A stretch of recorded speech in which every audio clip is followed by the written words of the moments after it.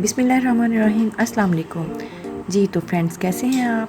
मैं हूं अस्मा और मैं अपने YouTube channel Food Court with Asma पर लेके आई हूं किसान भाइयों के लिए एक मुफीद मालूमात। पाकिस्तान में बेस्ट क्वालिटी का NARC G1 गार्लिक लहसुन है। इसको काश्त करने की तमाम ज़रूरी तफसीलात आपको मेरी इस वीडियो पे मिल जाएंगी और मेरी इस वीडियो को स्पॉन्सर किया है सोहा फार्म्स ने। अस्सलाम वालेकुम नाजरीन, मैं हूं मोहम्मद उस्मान यूसुफ। इस वक्त मौजूद है सोहा फार्म्स हारूनाबाद में। नार्क G1 गार्लिक की काश्तकारी आज प्रैक्टिकली आपको दिखाएंगे। जो दोस्त गार्लिक की काश्तकारी में दिलचस्पी रखते हैं उनके लिए ये बहुत ही अहमियत की हामिल वीडियो है, क्योंकि आज हम आपको दिखाएंगे कि किस तरीके से लहसुन की काश्तकारी की जाती है। और आज की इस एपिसोड में हम आपको तमाम चीज़ें प्रैक्टिकली दिखाएंगे कि एक नया फार्मर जिसके जहन में लहसुन की काश्तकारी के मुतल्लिक कोई भी सवाल हो तो आज की वीडियो देखने के बाद इंशाल्लाह वो सवाल का जवाब हासिल कर पाएगा। मेरे साथ इस वक्त मौजूद हैं मोहम्मद तारिक साहिब, जो एग्रीकल्चर एक्सपर्ट हैं, डिग्री होल्डर हैं यूनिवर्सिटी ऑफ एग्रीकल्चर फैसलाबाद से और तजर्बा भी रखते हैं। तो आज हम इनसे नार्क G1 गार्लिक की काश्तकारी के मुतल्लिक बहुत अहम गुफ्तगू करेंगे। अस्सलाम वालेकुम जनाब। वालेकुम सलाम। क्या हाल चाल है जी? शुक्र अल्लाह ताला का। तारिक साहब, मुझे सबसे पहले ये बताइए कि 1 एकड़ में नार्क G1 गार्लिक लगाने के लिए उसकी पार्टीशन का मेथड क्या होना चाहिए? 1 एकड़ की पार्टीशन के लिए तो पहले तो फर्स्ट ऑफ ऑल कि आप ना उसको पूरा एक प्लाट ही बना लें। एक प्लाट का ये फ़ायदा होगा कि पानी वगैरह का मसाइल जो होता है वो नहीं होगा। दूसरा ये है कि अगर आपकी ज़मीन का मसला है, कहीं पे ज़मीन ऊंची है कहीं पे नीची है, तो फिर आप उसको 2-2 कनाल के बना सकते हैं और कहीं पे आप उसको 4-4 कनाल के प्लाट पे बना सकते हैं। तारिक साहब, लहसुन की काश्तकारी के लिए जो मौजूद इलाके हैं वो कौन से हैं? ज़मीन कौन सी बेहतरीन होती है और इसके लिए मौसम कौन सा अच्छा है? तकरीबन पूरे पाकिस्तान में काश्त हो रहा है G1, और इसके लिए जो मौसम है वो सितंबर अक्टूबर का महीना है। लेकिन आपने टेम्परेचर का ख़ास ख्याल करना है। टेम्परेचर इसके लिए बहुत ज़रूरी है, क्योंकि अगर गर्म टेम्परेचर होगा तो आपका सीड हीट अप हो सकता है ज़मीन के अंदर, उससे आपको बहुत ज़्यादा नुकसान उठाना पड़ेगा। इसका जो सोइंग का टाइम है, जो इसको आपने सीड को सो करना है, उसका जो टाइम है वो 15 सितंबर से लेकर अक्टूबर के एंड तक आप इसको काश्त कर सकते हैं। क्योंकि इसमें मौसम का फ़र्क पड़ता है हमारे मुख्तलिफ एरियाज़ में, क्योंकि ये पूरा पाकिस्तान में काश्त होता है, तो उसी हिसाब से फिर टेम्परेचर के हिसाब से काश्त कर सकते हैं। और जनूबी पंजाब में हम इसको 10 अक्टूबर के बाद जहाँ पर टेम्परेचर ज़्यादा होता है, टेम्परेचर 25 से 30 डिग्री आपका हो, वहाँ पर आप इसको काश्त कर सकते हैं। सही। क्योंकि जनूबी पंजाब में टेम्परेचर तो सितंबर में बहुत हाई होता है, आप इसको अक्टूबर में तकरीबन 10 तारीख के बाद इसको आप इजीली जो थोड़े ठंडे सो कर, हाँ, वो पहले आप काश्त कर सकते हैं उधर। तारिक साहब, फसल बीजने से पहले, ज़मीन की तैयारी से पहले मिट्टी का टेस्ट कौन सा करवाना है और कितना ज़रूरी है ये?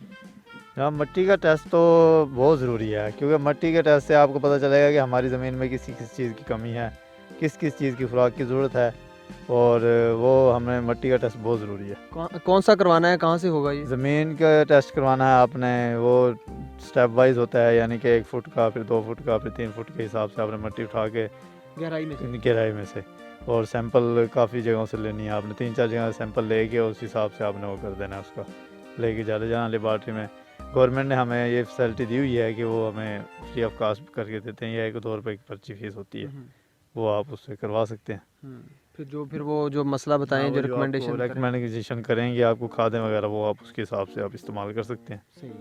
ज़मीन की तैयारी से कबल कौन कौन सी खादें इस्तेमाल करनी है और कितनी मिकदार में इस्तेमाल करनी है फ़ी एकड़? अच्छा, ज़मीन की खादों में सबसे पहले आपने गोबर जो होती है, हम जिसको बोलते हैं, इसकी जानवरों की जो गोबर वगैरह होती है वो करनी है। वो आपने डालनी है कम से कम 6 ट्रालियाँ, ज़्यादा से ज़्यादा 8। और इसके अलावा आप पोल्ट्री मैन्योर भी इस्तेमाल कर सकते हैं, यानी कि जो कंट्रोल शेड वगैरह या इससे फार्म वगैरह से, हाँ, फजलात वगैरह जो होते हैं वो भी आप इस्तेमाल कर सकते हैं ज़मीन की तैयारी से पहले। जी, ज़मीन की तैयारी से पहले। फिर आपने इसके अंदर डिस्प्लो चलाना है, फिर आपने इसको लेज़र कराना है। लेज़र ज़रूरी है ज़मीन की काश्त के लिए। मैं बार बार कहूँगा कि लेज़र बहुत ज़रूरी है। लेज़र का इसका ये है कि आपको पानी की बहुत बचत होगी इससे ये दूसरा ये फ़ायदा होगा कि आपका कहीं पे पानी ज़्यादा लगेगा, उस पर आपको नुकसान जो होगा इसका लहसुन का मरने का जो ख़त्म हो जाता है, जिधर पानी ज़्यादा लगे इसको, तो फिर वो आपकी बचत होगी बचत हो उससे। जाती है। जी। सही है। और इसके अलावा कौन सी खाद जो है वो इस्तेमाल करनी है? इसके अलावा फिर आपने इसके अंदर हल चलाना है, कल्टीवेटर जिसको बोलते हैं वो चलाना है। फिर इसके बाद आपने 2 बोरी डीएपी 1 एकड़ में इस्तेमाल करनी है सही है। नार्क G1 के लिए, और 1 बोरी है पोटाशियम सल्फेट जिसको एसओपी भी कहते हैं, और वो डालनी है आपने। फिर इसको रोटावेटर करके फिर आपने बनाने हैं इसके रिजिज। वो आप पे डिपेंड करता है कि आपने 12 इंच के बनाने हैं, 18 इंच के बनाने हैं, 24 के बनाने हैं, या 30 के, 36 के, या 42 के। सही है। तो कौन सा आप रिकमेंड करेंगे और ये इतना डिफरेंस क्यों है और कहाँ पे कौन सा बनाना चाहिए? जी, ये इलाके के हिसाब से भी होता है, और कुछ अपने उसकी आसानी के लिए भी बंदा बनाता है, भाई पानी आसानी से किस तरह भाई मुझे मैसर होगा। जो है ना अब 36 इंच और 42 इंच वाला, उस पर आप ड्रिप इरिगेशन सिस्टम जो है उससे आप इस्तेमाल कर सकते हैं, क्योंकि अब इस जो उसमें आप पानी वगैरह लगाएंगे तो फिर वो ज़्यादा बेडों पे नहीं चाहो उसको हम कर सकते। सही है। जी। तारक साहब, नार्क G1 1 एकड़ में काश्त करना हो तो कितना वजन का सीड लगेगा? कितना सीड लग जाता है 1 एकड़ में? 20 मन लगेगा तकरीबन। अच्छा, जी 1 एकड़ में 20 जी, मन। 20 मन यानी कि 800 kg। पट्टे निकाल ली हैं, बेड बना लिए हैं और ज़मीन तैयार हो चुकी है। उसके बाद जब काश्तकारी करनी है, बीज से बीज का कितना फासला होना चाहिए और लाइन से लाइन का कितना फासला होना चाहिए? जी, अगर आपने बेड बनाया है 12 इंच का, तो आपने जो रो टू रो प्लांट रखना है ना, वो डिस्टेंस वो 8 इंच रखना है। यानी कि आपने जो पौधा लाइन से लाइन का फासला 8 इंच। 8 इंच रखना है। वो इसकी ये वजह है कि आपने जो 2-2 इंच साइड से छोड़ना है, उसका ये है कि आप पानी लगाते हो तो वो आपका पौधा जो प्लांट है वो नीचे नहीं गिरेगा, उसका ये फ़ायदा होगा हमें। तो दूसरा जो हमने प्लांट से प्लांट जो हमने फासला रखना है, वो आप 6 इंच से लेकर 8 इंच तक रख सकते हैं। ठीक है, ये वो नार्क आप G1 पे के लिए है। वो आप पे डिपेंड करता है कि आप कितना करते हैं। अगर आपने 18 इंच का बनाना है तो फिर आप उस पर 3 लाइनें भी लगा सकते हैं। फिर आप प्लांट टू प्लांट जो होगा वो होगा 6 से 8 इंच का वो, और जो रोट रो होगा वो 6 इंच होगा। तारक साहब, बीज लगाने के लिए बीज का कौन सा साइज़ जो है वो आप रिकमेंड करेंगे? उसकी पहचान क्या है कि ये बीज क्वालिटी में अच्छा है, और उसका लगाने का तरीका क्या होना चाहिए? सीड का साइज़ है वो आपका जानदार यानी कि होना चाहिए, सेहतमंद जिसको बोलते हैं वो होना चाहिए। उसके लिए आपको ये सीड का बल्ब दिखा रहा हूँ मैं, ये है। ये जब तैयार होगा तो ऐसा बल्ब बनेगा इसका, और जब इसको तूरियों को अलहदा करेंगे तो वो आपको मैं दिखा देता हूँ। ऐसे करके ना, ऐसा से इसको नाखून के साथ नहीं करना, जिसको नाखून लगेगा वो सीड आपका डैमेज हो जाएगा, डैमेज हो जाएगा। डैमेज होगा तो फिर वो आपका सीड ज़ाया है। ये देखो, आपने इसको ऐसा ऐसा से करके ना अलहदा कर लेना। अब ये सीड का साइज़ है, ये ज़बरदस्त है जी, ये भी ठीक है, क्योंकि ये इससे नीचे बल्ब का साइज बन जाएगा, ज़बरदस्त बनेगा इससे। ठीक है, जो सेहत में अच्छा है जी, वो रिकमेंडेड है आपने। हाँ, ख़राब सीड नहीं लगाना, जो यानी कि जो डैमेज हो जाए वो नहीं लगाना। ठीक है। इसकी एक ये ज़ख्मी सीड भी नहीं लगाना। ज़ख्मी सीड नहीं लगाना, और इसकी एक सबसे बड़ी खूबी ये है कि ये ढेठ वैरायटी है, यानी कि अगर ये 50% भी अगर आपका सीड ख़राब हो गया ना, तो फिर भी ये जर्मिनेशन करेगा। लेकिन एहतियात ज़रूरी है। एहतियात ज़रूरी है, इसको जो आपने सेव करना है उसके लिए आपने एहतियात ज़रूरी है। जब आपने लेबर से इसको अलहदा करवाना है उस वक्त भी आपने ख्याल करना है इसको जी। अच्छा भाई, ये आपको लगाने का तरीका, ये हमने इधर सैंपल के तौर पे ऐसे आपने इसको ज़मीन के अंदर दबाना है और ऐसे मिट्टी लगा देनी है। हाँ, ये जो आपने लगाना है, इसको बीज को ऐसे पकड़ के अपने लेबर को समझा ऐसे, तो फिर आपने मिट्टी लगा देनी है। ऊपर से ये नज़र आती रहे थोड़ी थोड़ी ना, ये देखें आप ऐसे कर निशान लगा लेने हैं। हाँ, पहले वो जो फरमा आपको दिखाया गया है उससे आपने निशान लगा लेने हैं। वो आप पे डिपेंड करता है कि आपने 6 इंच पे लगाना है, 7 पे लगाना है या 8 पे लगाना है जी। इस तरीके से जी, इस तरीके से लगा देना।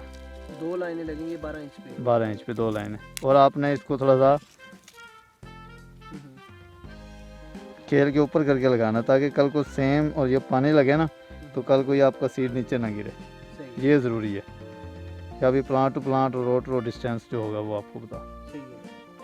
हाँ, इसके बाद जो हमने सोइंग करनी है, सोइंग के तरीकाकार ये है कि जब बीज आपने लगवा लेना है ज़मीन के अंदर, तो उसके फ़ौरन बाद आपने पानी लगवाना है। बेशक आप 1 कनाल लगवाओ 1 दिन में, बेशक आप 1 एकड़ लगवाओ, पानी उसको लाजमी लगवा कर जाना आपने फ़ौरन बाद जी। पानी बहुत ज़रूरी है उसके लिए जी। अच्छा, इसके अलावा जो कोई जड़ी बूटियों से बचाव के लिए जो काश्तकारी के फ़ौरन बाद स्प्रे वगैरह करते हैं, वो कौन सी करनी है और कितने टाइम में करनी है? अच्छा, वो काश्तकारी के स्प्रे जो करनी है वो हमने वीडिसाइड करना है, वो 24 घंटे के अंदर करना है और वो ज़रूरी है, क्योंकि उससे तो फिर हमारी जो गोडियाँ हैं उसमें हमें आगे जाके बड़ी बचत होगी उसकी। ये ज़रूर करनी है जी 24 घंटे हाँ, के ये अंदर। 24 घंटे के अंदर ज़रूर करनी है, आपने लाजमी करनी है। तो और जो वो नए उसमें- फार्मर्स हैं वो पूछेंगे कौन सी करनी हाँ है, जी, तो उस हाँ, बारे में वो आप कर सकते हैं। इसकी नया सवेरा की है डुअल गोल्ड, या किसी भी कंपनी की पेंडी मेथालिन कर लें आप, या फिर आपको रेंटल के नाम से है, हदफ है, ये आप जो आपको अवेलेबल हो वो आप कर सकते हैं। इनमें जहर जो हैं वो सेम ही होंगे जो ये डुअल गोल्ड के अंदर। अच्छा, इसमें टोटल कितने पानी लगते हैं लहसुन में, कितने दिन के बाद पानी लगाना होता है, पानी का शेड्यूल क्या होना चाहिए? पहला पानी, दूसरा पानी लगेगा 15 से 20 दिन के बाद। फिर आप मौसम आगे ठंडा हो जाता है, फिर वो उसी हिसाब से जैसे जैसे पानी की वो आती जाए वैसे आपने इसको लगाते जाना। वैसे मैक्सिमम 3 से 4 पानी लगते हैं जी। सही है। और गोडी का क्या शेड्यूल होना चाहिए, गोडी कितने दिन के बाद करनी है और किस तरीके से करनी है? हाँ, गोडी भी आपने लेबर से करवानी है, क्योंकि पाकिस्तान में तो मशीनें वगैरह तो अवेलेबल नहीं है हमारे पास, तो इस वजह से हमने गोडी भी लेबर के ज़रिए ही करवानी है और वो सारी जड़ी बूटियाँ निकलवा देनी है। फिर जो बाकी जो कोई हल वगैरह स्पेशल बनवाया हुआ है, तैयार किया हुआ है, या कि कोई रंबी से? नहीं, वो मैनुअल ही होगी, क्योंकि अभी तो पाकिस्तान में वो नहीं है ना टेक्नोलॉजी, वो उसके हल वगैरह उसको चला दें। तो बाकी जो औजार हैं वो हाथों से की जा रही जी जी। खादों का जो शेड्यूल होना है, पहला पानी जो लगाना है, पहले तो आपने खाद दी होगी, DAP वगैरह जो आपने नीचे ज़मीन में दे रखी है, वो हो जाएगा पानी। दूसरा जो होगा, आप उसमें आप आधी बोरी यूरिया डाल लें या 1 बोरी यूरिया डाल लें, वो आप फ्लड कर दें उसके साथ आप दूसरे पानी में। जी, दूसरे पानी में। फिर आपने तीसरे पानी जो लगाना है उसके साथ आप डिकम्पोज या डिक्लेमर वगैरह, जिसको जिंक वगैरह बोलते हैं, वो आप इसमें फ्लड कर लें। फिर आप जो चौथा पानी लगाएंगे आप 90 दिन बाद, तो उसमें आप फिर एक बैग यूरिया या आधा बैग, उसके साथ आप 3 से 4 किलो सल्फ़र भी यूज़ कर सकते हैं। सही हो गया जी। और आखिरी पानी जब लगेगा तो उसके साथ आपने डिक्लेमर वगैरह जो होता है, कंपोस्ट वगैरह जो बनाया आपने, वो यूज़ करना है। नार्क जीवन गार्लिक काश्त करने के लिए 1 एकड़ में जिसमें तमाम अखराजात शामिल किए जाएं, वो तकरीबन कितने बनते हैं? तकरीबन 5-5.5 लाख के करीब ख़र्चा बन जाता है इसका, क्योंकि इसका सीड जब हमने ख़रीदा था, गवर्नमेंट की जो रिकमेंडेशन थी उसकी कीमत की, तो वो 500 रुपये पर केजी थी, उस हिसाब से हमने लिया था ये। लेकिन अब तो तो ज़्यादा है जी, ना, बहुत ज़्यादा है। वो अब तो फिर उतार चढ़ाव तो फिर मार्केट मंडी में चलता ही रहता है, जिसकी वजह से फ़र्क पड़ जाता है प्राइस। ज़्यादा जो एक्सपेंसेस हैं वो सीड के हैं। जी, ज़्यादा एक्सपेंस जो है वो सीड के है। ठीक है। फिर इसके बाद आपने जो ज़मीन अगर आपकी ज़ाती है तो वेल एंड गुड है, अगर नहीं है तो फिर आपको उसका भी रेंट भी तो शामिल करना पड़ता है ना बीच में। वो तकरीबन हर इलाके का अपना होता है, कहीं 30, 40, 50, 60 हज़ार तक भी रेंट होता है ज़मीन का। तो उसके बाद आपकी मजदूरी जो लेबर ने लगा लेनी है, जो आपकी सोइंग के टाइम पे लेनी है उन्होंने, वो तकरीबन 10 से 15 हज़ार के दरमियान, जहाँ पे आपको सूट करे उधर से आप उसको कर सकते हैं। इसके बाद आ जाती है आपके खाद का ख़र्चा। खाद इसमें डलेंगी तो तकरीबन 2 से 3 बोरी यूरिया, 2 बोरी DAP, 1 बोरी SOP और सल्फ़र, और इसके अलावा वीडिसाइड, फंजीसाइड जो होंगी, वो तकरीबन 40 और 50 हज़ार के दरमियान आपका जो ख़र्चा है वो आ जाता है इस पर। सही है जी। और उसके बाद फिर जब गोडी वगैरह करवानी है या जी, हाँ, जो फिर पटाई वो- करवानी है, फिर वो आपकी आ जाती है गोडी जो होता है ना, वो गोडी आपने 2 से 3 टाइम होंगी आपकी, वो आपकी लेबर पे डिपेंड करता है, वो आप तो जितने भी आपको करके दे 10 हज़ार से लेकर 15 हज़ार तक, वो भी तकरीबन एक दफ़ा गोडी कराने का ख़र्चा आएगा आपका। तो बाकी आप जो इसके पटाई का वक्त आएगा, वो तो फिर उस हिसाब से वो भी इतना ही होगा, तकरीबन 15 से 20 हज़ार रुपये तक के दरमियान फी एकड़। फी एकड़। यानी अगर सीड के अलावा बात करें तो तकरीबन 1.25 लाख के करीब बनते हैं। ठीक है, 1,30,000 40,000 तक जो है ज़मीन वो का ठेका मिलाकर इतना बनता है। अगर ज़मीन सीड के आपकी अलावा। हाँ, सीड के अलावा अगर आपकी ज़मीन कम है, ज़मीन आपकी ज़ाती है, तो फिर आपका ख़र्चा कम भी हो सकता है, क्योंकि आपने वो भी तो पे करना है ना, आखिर वो भी तो अपने ख़र्चे में डालना है, बिल्कुल कल को आपने अपनी जेब से तो नहीं देना वो बस। अच्छा, अगर आउटपुट की बात करें, आमदन की बात करें, तो कितनी मतवक्के है, कितना वज़न आ सकता है 1 एकड़ में, या कितनी आमदन मतवक्के है? हाँ, आउटपुट की बात करें तो नार्क जीवन सबसे ज़्यादा एवरेज देती है आपको। इसकी जो एवरेज यील्ड है, जो उसकी प्रोडक्शन आपकी होगी, वो होती है तकरीबन 200 मन से 250 मन फाइनली जो एंड पे होगी। यानी कि जब आप इसकी पटाई करते हैं तो उस वक्त ये गीला होता है, तो फिर इसने सूखना भी होता है। सूख के वजन कम जी, होगा। सूख के वज़न इसका कम इतना होता है 40 से 45% ये लेस हो जाता है। यानी कि अगर आपका वज़न 350-400 मन निकलता है तो उसके बाद आपका वज़न तकरीबन रह जाता है 200 मन, 230 मन या 250 मन। सही है। वो जी, इसका सूखने का बहुत ज़्यादा वो होता है। फिर आप कल को कहें भाई इतना पहले निकला था और बाद में हमारा ये था, तो इसका मेन इशू यही है कि पानी का जो होता है सारी इसका। बात है, फिर वो जी, खुश्क तो होना है ना, खुश्क उसमें होना है।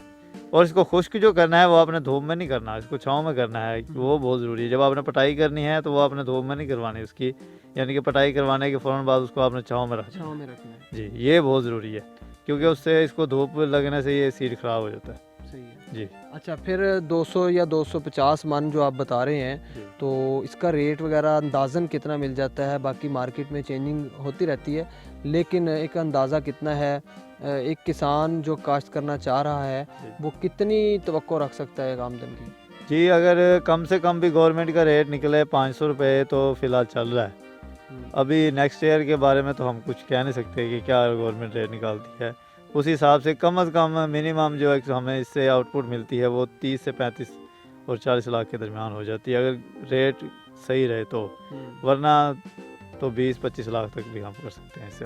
सही है। अगर आपका तरीक़ाकार ठीक है, ज़मीन की तैयारी ठीक है, आपने जो फर्टिलाइज़र इस्तेमाल किए ठीक है, आपने इसको देखभाल आपने इसकी ठीक की है, सही तरीके से की है, तो फिर आप इसके आउटपुट। मार्केटिंग भी ठीक हाँ, की है। मार्केटिंग सबसे पहले इसकी जो आपने करनी है वो मार्केटिंग को आपने पहले तलाश करना है। मंडी या आप किसी आड़ती से बात कर लेंगे, भाई हम अगर ये सीड काश्त कर रहे हैं, आप हमसे ख़रीद लेंगे तो क्या रेट ख़रीदेंगे। मार्केटिंग ज़रूरी है इस चीज़ के लिए। सीड आपने अपने आड़ती से या किसी से भी बात कर लेनी है, भैया हम आपको कल को सीड दें तो आप क्या रेट ख़रीदोगे, तो वो आपके लिए ज़रूरी है। क्योंकि आप बाद में टेंशन लो, उससे पहले बेहतर है कि आप अपनी सारी चीज़ें देख के उस हिसाब से वो कर लें। बहुत शुक्रिया मोहम्मद तारिक साहब। जी नाजरीन, आज हमने बात की है नार्क जीवन लहसुन की काश्तकारी के तरीके के मतलब। तो उम्मीद है कि आपको तरीका समझ आ गया होगा और बहुत सी ज़बरदस्त और मुफीद मालूमात आप तक पहुंची होंगी।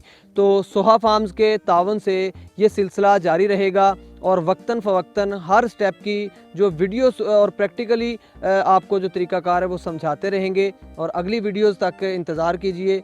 अब तक के लिए बहुत शुक्रिया। मुझे दीजिए इजाज़त। अल्लाह हाफिज़।